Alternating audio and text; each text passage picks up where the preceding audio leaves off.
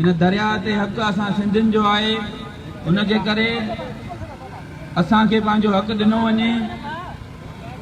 असां पुरअमन तरीक़े सां जिदोजहद कयूं था। साईं GM सैयद जे अदम तशद्दुद जी वाट ते हलूं था। असां लाड़काणे में हिन रैलीअ जे हवाले सां जागृता मुहिम हली रही हुई त असांजे दोस्तनि जे घरनि ते राति जे टाइम ते चढ़ाई थी, जंहिंमें अज़ीज़ शेख जे घर ते चढ़ाई कई वई। कुझु टाइम पहिरियां महीनो ॾेढ अॻु में बि हुन जे घर ते चढ़ाई कई वई। ॾाढे अतहर सूमरे जे घर ते बि चढ़ाई कई वई। असां इन्हनि शयुनि जी मज़म्मत कयूं था। असांजे दोस्तनि ते को बि ब्लेम आहे, का बि चार्जिस आहे, कंहिं शइ में घुर्बल आहिनि त हू ॿुधाइनि, असां उन्हनि खे पाण पेश करण जे लाइ तयारु आहियूं।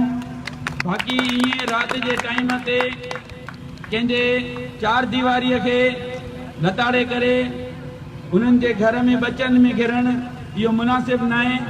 असां इन शइ जी मज़म्मत कयूं था ऐं असां चऊं था त साईं GM सैयद जे फ़िकुर खे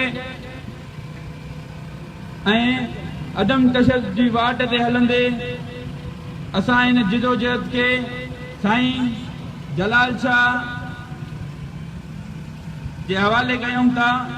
जेको असांजे मीटिंग थी हुई, उन मीटिंग में सभिनी दोस्त जेके बि हुआ सिंध जा, उन्हनि इहो तय कयो त हाणे वधीक राय अमल जेको आहे उहो साईं जलाल शाह वटि उते तय कयो वेंदो।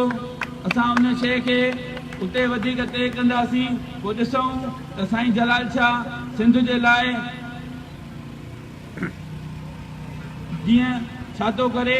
असां साईं जलाल शाह मां साईं GM सैयद वारी उमेद रखूं था। तव्हां दोस्तनि खे अर्ज़ु कंदसि त तव्हां सभु जेके आइनी नारा आहिनि उन्हनि ते ध्यानु ॾियो। बाक़ी ग़लति नारो केर बि दोस्त न हणे त उहो सुठो आहे।